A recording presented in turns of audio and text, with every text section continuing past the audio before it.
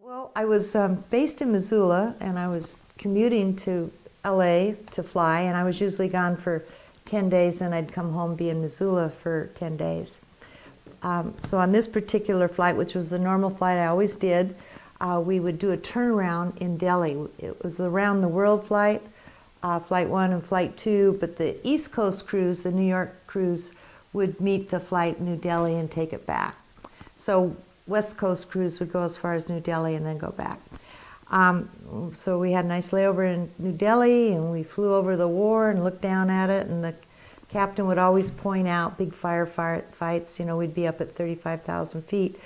Landed in Hong Kong, and the next day we were going to head towards LA via Tokyo, one last night in Tokyo, and we'd be home the next day. Then I'd get on a plane and go home to Missoula. So we get on the bus in Hong Kong to go to our hotel, and somebody clambers aboard. So we got a telegram from the home office. Flights home are canceled tomorrow. You're being rerouted to Saigon, and we're evacuating babies, and we've got something like 300 babies. We've got about 150 children between the ages of 2 and 12. We've got a few volunteers that are going along to help with the kids. That's what you're doing. So we went to the hotel, and I don't remember it being volunteer, but I understand later that a couple of gals called the home office, said, I can't do this, I'm going home, and they didn't have to go. But I was young and invincible. I didn't care. I was going.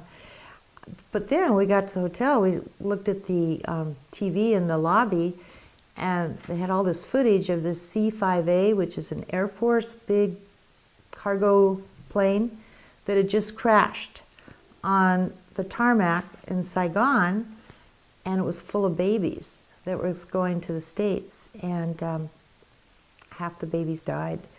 We didn't know much else, just that a plane full of babies had crashed.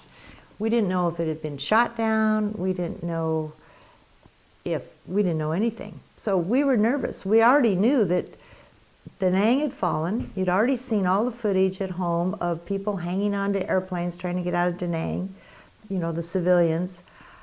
So we knew that it was falling quickly all over the country. So we slept that night. We got up early the next morning. We got on this spotless 747, and we had all these bassinets ready to assemble, cardboard bassinets. Had a nice little blue plastic veneer around them. We had closets full of milk bottles that we had to fill with formula and mix with the water. Getting this big giant 747 ready for all these babies.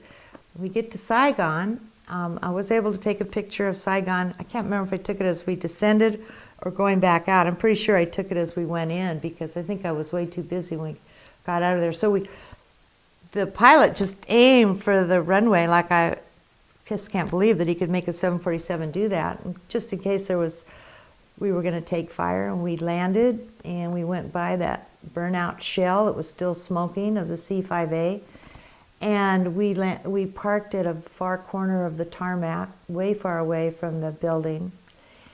And we waited, and it was nice and cool in our jet. We had everything ready to go.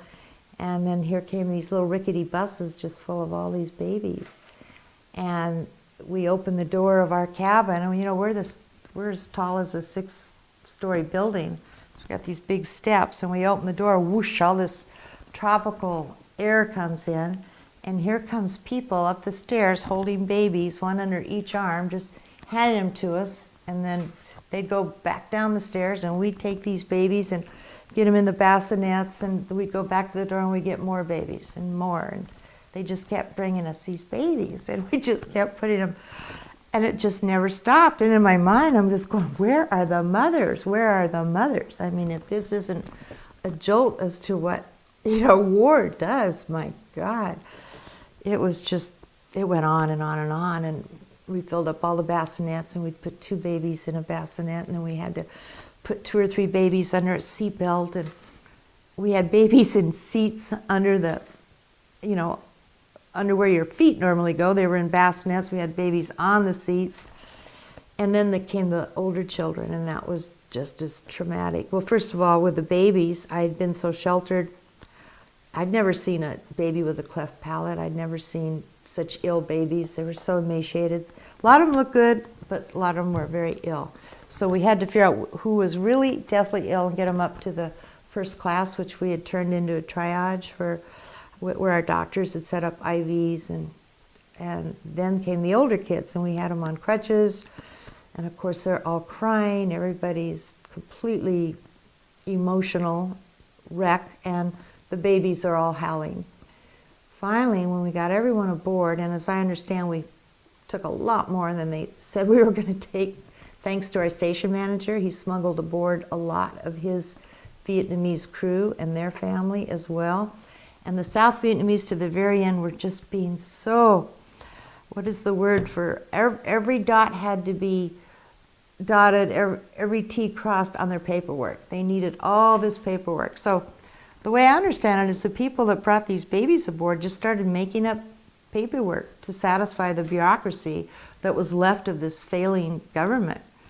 So we got them all on board, closed the doors, started up those big engines, and I remember kind of draping myself over the babies that were on the floor as close as I could reach, and I saw other stewards just doing the same thing. Zoom, and he took off straight up out of there. And then once we got up to cruising altitude and the place cooled down and babies found their thumbs and went to sleep, and then we could start doing our job. And we went around and we were really checking babies a lot to make sure everyone was still breathing. So we had a lot of bassinets to keep looking in. And then we had to serve food to these older kids, and we had hamburgers that day, which was odd. I'd never served hamburgers on Pan Am ever, but they had hamburgers for them.